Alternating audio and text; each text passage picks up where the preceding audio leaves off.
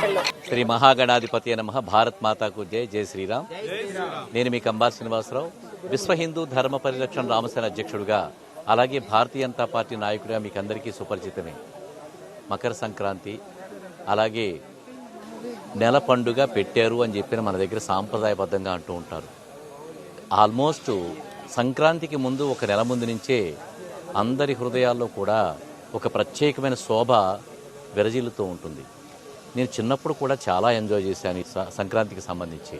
పండుగ వస్తుందంటే ముఖ్యంగా ఆంధ్ర ప్రజలకి ఈ సంక్రాంతి వేడుకలు అనేవి చాలా పెద్ద పండుగ.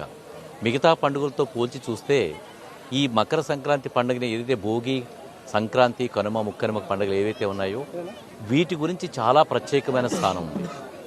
అయితే ఇప్పుడున్న జనరేషను స్లోగా పాశ్చాత్య దేశాలపై వెళుతున్నా కానీ, భారతీయ జనతా పార్టీ నరేంద్ర మోడీ గారి యొక్క స్ఫూర్తితో కానీ, అలాగే భారతీయ సంస్కృతి వైభవం నిలబెట్టగలిగే యోగి ఆదిత్యనాథ్ లాంటి వాళ్ళు, అలాగే ఎవరైతే పెద్దలు ఎవరైతే ఉన్నారో, హిందూ సాంప్రదాయాలను గౌరవించేవాళ్ళు, భారతీయ సంస్కృతిని గౌరవించే వాళ్ళు ఎవరైతే ఉన్నారో వీళ్ల యొక్క ప్రత్యేకమైన ఏర్పాట్ల ద్వారా తిరిగి భారతదేశంలో భారతీయ వైభవం, భారతీయ యొక్క పండుగలు, వాటి ఔన్నత్యం గురించి చాలా విశిష్టంగా తిరిగి రోల్ బ్యాక్ అవుతూ ఉంది.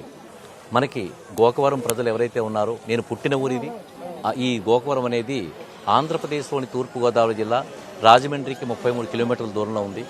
ఇదే ఊర్లో పుట్టాను నేను. మా గోకవరం ప్రజలకి, చుట్టుపక్కల మండలాల్లో ఉండే ప్రజలకి, మా జిల్లాలో ఉండే ప్రజలకి, చుట్టుపక్కల జిల్లాలో ఉండే ప్రజలకి, అలాగే ఆంధ్రప్రదేశ్లోని 2 రాష్ట్రాల తెలుగు ప్రజలకి, అలాగే ఇంకా భారతదేశంలోని ప్రపంచవ్యాప్తంగా కూడా ఎక్కడైతే ఈ పండుగని అనేక పేర్లతో మరి పిలుచుకుంటూ ఉంటారు.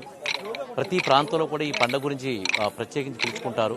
అందరి ప్రజలకి, అలాగే విశ్వవ్యాప్తంగా ఏ ఏ దేశాలలో జనాలు ఉన్నారు, మన తెలుగు ప్రజలు, భారతీయులు ఉన్నారు, వాళ్ళందరికీ కూడా నూతన సంవత్సర మరియు భోగి, మకర సంక్రాంతి, కనుమ, ముక్కనుమ శుభాకాంక్షలు తెలియజేసుకుంటాను.